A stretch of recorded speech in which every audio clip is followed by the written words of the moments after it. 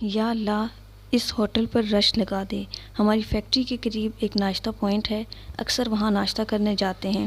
کافی رش ہوتا ہے ناشتے والے کے پاس۔ میں نے کافی دفعہ مشاہدہ کیا کہ ایک شخص آتا ہے اور کھانا کھا کر بھیڑ کا فائدہ اٹھا کر چپکے سے پیسے دیے بغیر ہی نکل جاتا ہے۔ جھانسا دے کر ایک دن جب وہ کھانا کھا رہا تھا تو میں نے چپکے سے ناشتہ پوائنٹ کے مالک کو بتا دیا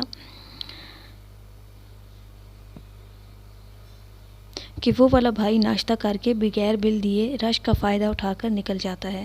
آج یہ جانے نہ پائے، اس کو رنگے ہاتھوں پکڑنا ہے۔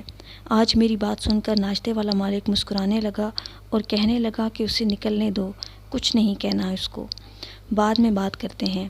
حسب معمول وہ بھائی ناشتہ کرنے کے بعد ادھر ادھر دیکھنے لگا،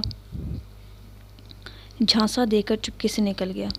میں نے ناشتے والے مالک سے پوچھا کہ اب بتاؤ اسے کیوں جانے دیا، کیوں اس کی اس حرکت کو نظر انداز کیا؟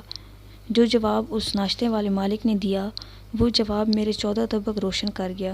کہنے لگا کہ اکیلے تم نہیں، بہت سے بندوں نے اس کو نوٹ کیا اور مجھے بتایا، نہ بھی کوئی بتاتا تو مجھے خود بھی پتا ہے اس کی اس حرکت کا ہمیشہ سے۔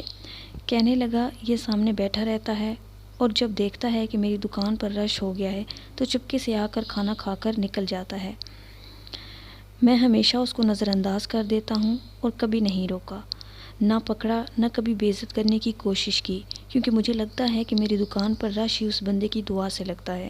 یہ سامنے بیٹھ کر دعا کرتا ہوگا کہ یا اللہ اس ہوٹل پر رش لگا دے تاکہ میں اپنی کارروائی ڈال سکوں۔